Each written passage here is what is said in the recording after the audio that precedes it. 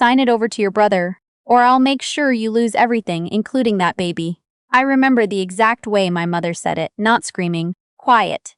The kind of quiet that lands harder than any shout. I was standing in the hallway of my parents' house in Oakville, still in my coat, still holding the casserole dish I'd brought for Sunday dinner, and she was looking at me like I was a problem she'd been trying to solve for years. I should have left then.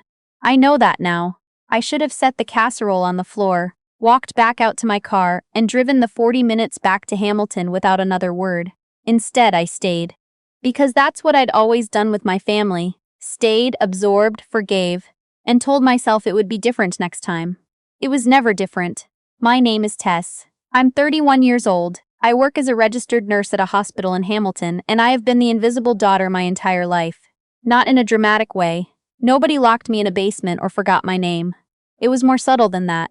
My brother Callum got the praise. He got the phone calls, the weekend visits, the birthday cakes my mother actually baked herself. I got the store-bought ones and the sense that I was being maintained rather than loved. Callum is 4 years older than me. He's never held a job for longer than 18 months. He's charming in the way that certain men are charming, effortlessly, and at other people's expense. When he was 26, he borrowed $11,000 from my parents to invest in a friend's landscaping company. The friend moved to Vancouver. The company never materialized. My parents told me the money was a gift, not a loan. When I was 22 and needed $500 to cover a gap between my student loan and my first nursing school payment, my mother told me I needed to learn financial responsibility. I'm not telling you this to make you feel sorry for me. I'm telling you this because you need to understand the water I'd been swimming in for 31 years, so that what happened last fall makes sense. I was 7 months pregnant when my husband Declan and I drove out to Oakville for Thanksgiving. Declan's family is from Newfoundland. His mother is one of those women who makes enough food to feed a small village, and then acts surprised when people eat it. And we'd alternated holidays between families since we got married. This year was my parents' turn. The pregnancy had been healthy. Our daughter was due in late December, which my mother kept referring to as inconvenient timing, as though I had scheduled a holiday baby to deliberately complicate her calendar. Declan thought she was joking the first few times she said it. By the third time, he'd stopped laughing. We arrived at the house around noon. My father was watching football in the den. He waved from the couch. My mother was in the kitchen with Callum and Callum's girlfriend, a woman named, I'll call her Britt, who had been in the picture for about 8 months and who already called my parents mom and dad. I had been their actual daughter for 31 years and still sometimes felt like a guest in that house. Dinner was fine. That's the honest word for it. Fine. Conversation moved around me more than through me. My father asked Callum about a contracting job he was supposedly bidding on. My mother refilled Britt's wine glass twice before she noticed mine was empty. Declan, bless him, quietly poured me water and put his hand on my knee under the table. After dinner, while Declan helped my father with the dishes, my mother asked me to come to the sitting room.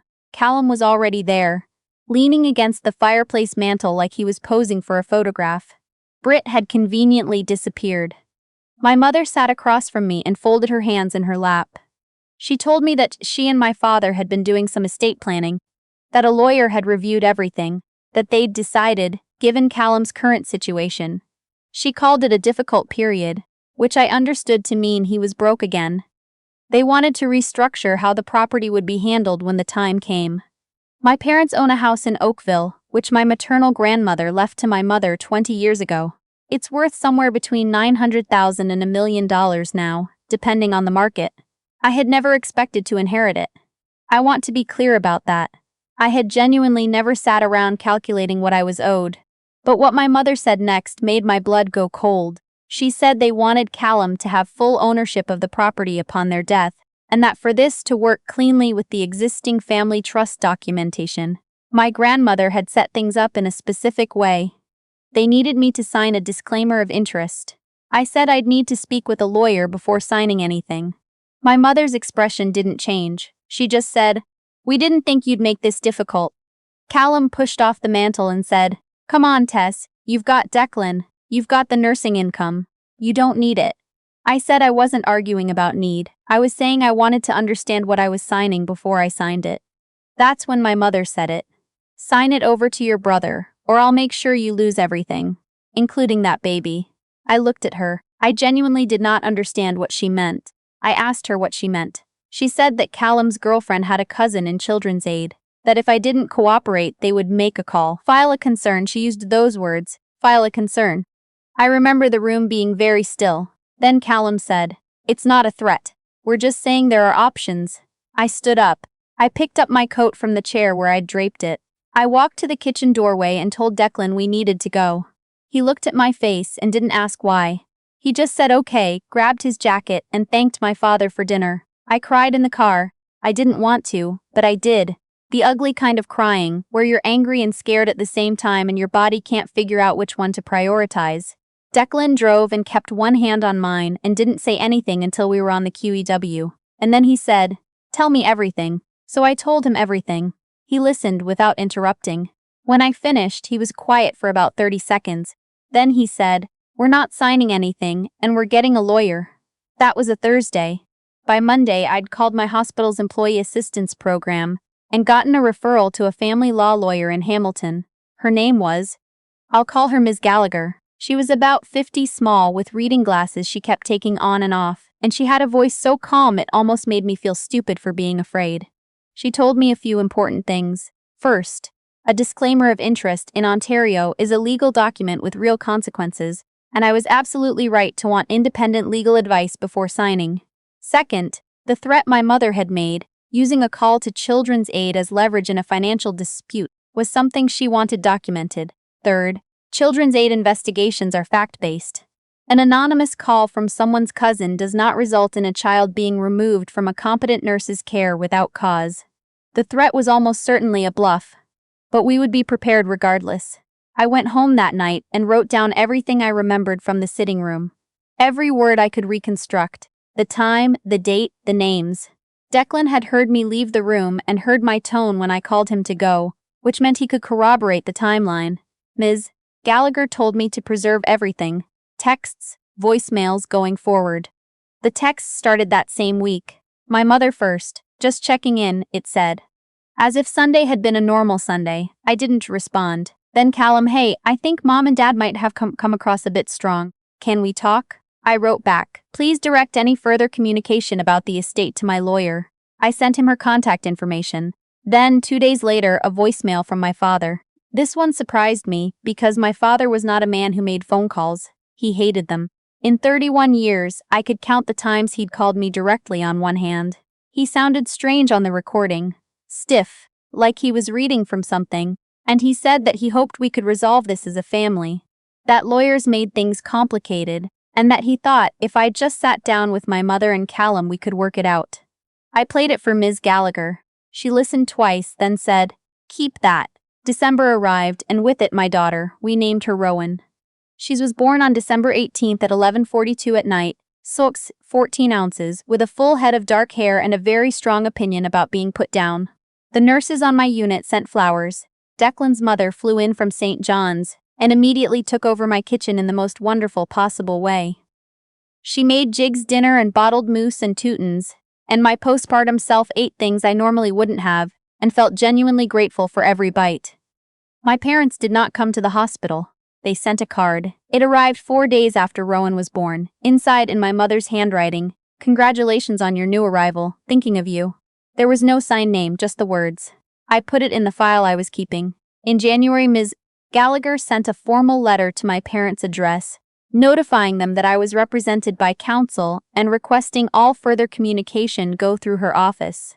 She also sent a formal request for documentation related to the family trust my grandmother had established, because, as she explained to me, if my grandmother's trust had been structured in a specific way, it was possible that my parents did not actually have the unilateral authority to redirect the asset distribution they were claiming they did. 3 weeks later, she called me. She told me she'd received a response from the lawyer my parents had retained, and that buried in the accompanying documentation was something interesting. The disclaimer of interest I'd been asked to sign? It had apparently already been drafted, with my name on it, and the signature line had something on it, something that wasn't my signature, but had been presented to the trust administrator as if it might be valid, pending my confirmation. I sat down when she told me that someone had signed my name, or tried to, or created a document that implied I had already agreed to something I had never agreed to. Ms. Gallagher used careful language. She said it would require a forensic document review to determine exactly what had happened and when. She said not to draw conclusions yet. She said to let her work, but she also said, and I remember this precisely, I want you to understand that what I'm describing, if confirmed, is not a family disagreement, it is fraud. The forensic review took 6 weeks. I went back to work part-time when Rowan was 10 weeks old. I am fortunate to work somewhere with a supportive unit manager, and I spent those weeks doing what I do at work, observing, documenting, staying steady. I did not call my parents. I did not respond to my brother when he texted asking if I'd had the baby yet, as though 7 weeks had passed and he hadn't noticed. I did not cry, mostly. In March, Ms. Gallagher called again. The forensic review was complete. The signature on the drafted disclaimer was not mine. It did not match my signature on any verified document.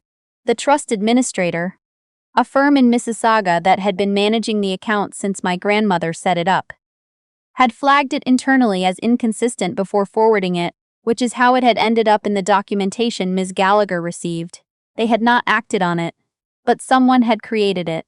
My parents' lawyer, presented with the forensic findings, withdrew from the case within 48 hours. Callum, according to what came out later through the legal process, had drafted the disclaimer himself using a template he'd found online. He'd given it to my parents to present to me at Thanksgiving with the expectation that I'd be pressured or confused enough to sign. When I hadn't signed, when I'd walked out, he had apparently decided to try to submit it anyway, with something in the signature line, hoping it would be enough to initiate the process.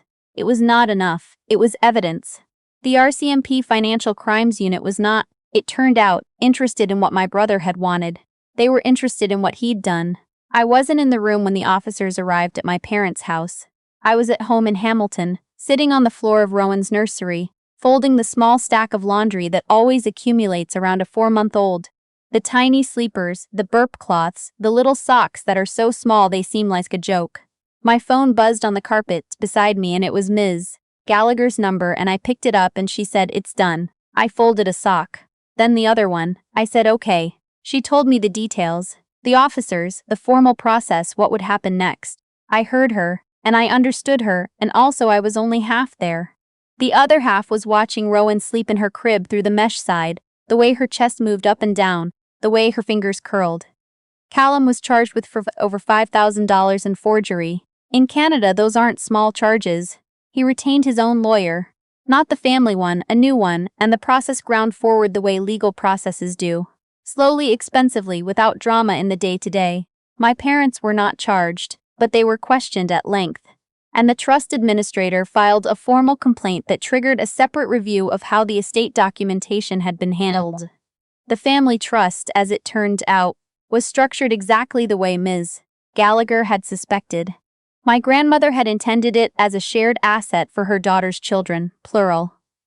My mother did not have the authority to simply redirect it to Callum without my agreement, and without a formal legal process. The disclaimer had been the attempt to manufacture that agreement. Without it, the structure stood. My parents called me in April. Both of them, together, my father's voice in the background while my mother did the talking. She said they were sorry for how things had gone. That they'd felt pressure and hadn't handled it well. That they hoped Rowan and I were doing well. I listened. Then I said, "I need you to understand that what happened wasn't a misunderstanding or a bad conversation. Someone forged my signature on a legal document and tried to use a threat about my child to coerce me. I need time before I can figure out what a relationship between us looks like after that. I'll be in touch when I'm ready." I hung up. I don't know if I'll ever be fully ready. That's the honest answer. Some mornings I think about calling my father. Just my father. Because some part of me still believes he was more a bystander than an architect, though I can't be certain, and some mornings I feel nothing but relief that the phone is quiet. What I know is this. Rowan is 8 months old now. She pulls herself to standing on the coffee table and looks so proud of herself that I have to sit on the floor and just watch her. Because it's too much goodness to look at while also standing up. Declan coaches her from across the room like she's doing something extraordinary. And she is. She absolutely is. My grandmother left that house to my mother because she believed in family. I think she believed that the people who came from her would take care of each other. She was wrong about some of them. She wasn't wrong about what she was trying to do. I still have the card my parents sent when Rowan was born. No name sign, just the words. I keep it in the file. Not because I need it anymore. The legal process has its own documents now. But because some part of me can't throw it away yet. I'll know when I'm ready for that too. The peace I have now cost me a lawyer I couldn't really afford. 6 weeks of forensic review and every assumption I'd held about my family for 31 years. I'd pay it again. I'd pay it twice. Some things are worth every cent.